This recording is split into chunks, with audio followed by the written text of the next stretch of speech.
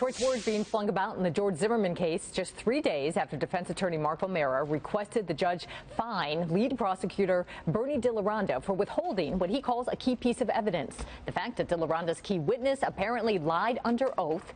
DeLaronda coming out with some very harsh criticism for O'Mara.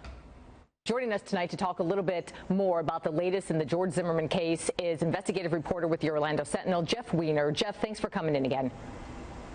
Thanks for having me. Well, let's talk a little bit about this. Bernie DeLaronda, the lead prosecutor in the George Zimmerman case, came out and used some, we'll say, very choice words when describing Mark O'Mara, the defense attorney for George Zimmerman, calling him, quote, craven, duplicitous grandstander who courts anything resembling a microphone or a camera.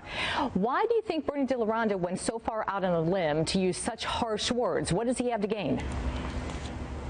Well, what was the inception of this was that the defense filed a pair of motions seeking sanctions from the judge against the state. That's a rather extraordinary step. Basically, what they were saying is that the state has wasted their time, has made it difficult to prepare their case, and hasn't turned over evidence that they were required to in nearly a timely fashion, and that's a very serious charge.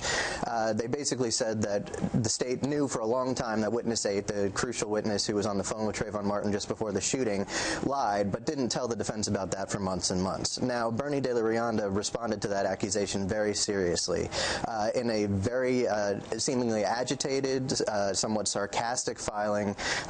Like you said, he accuses Mark O'Mara, the defense attorney, of being craven, of grandstanding, that he says that all of this is just another play for media attention and to discredit this witness who he says is just trying to help out a grieving family that lost their son.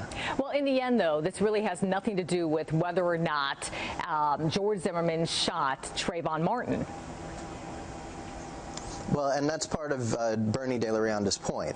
He says the defense is making a big deal about whether or not witness 8 lied about whether she was in the hospital at the time that Trayvon Martin's wake was happening. But according to the prosecution, that doesn't have anything to do with what happened the night of the shooting. Basically, Bernie DeLaronda makes a lot of points in this statement, most of which are made in somewhat sarcastic and extreme manner. But the main point that he's trying to drive home seems to be that the defense is wasting time and seeking publicity.